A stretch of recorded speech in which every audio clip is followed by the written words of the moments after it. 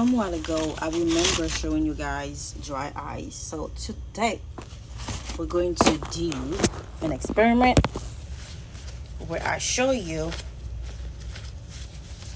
dry ice is actually carbon dioxide. So let's prove it.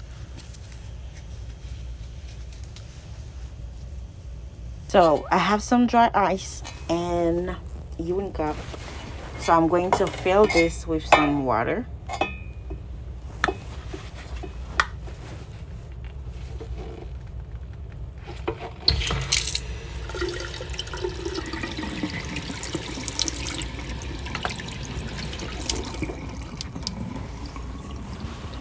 All right.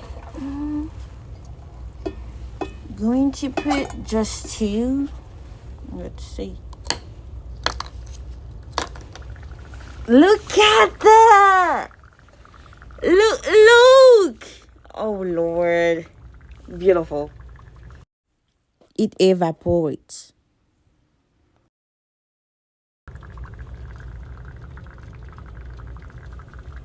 And there you have it. Just a reminder that make sure that it doesn't touch your skin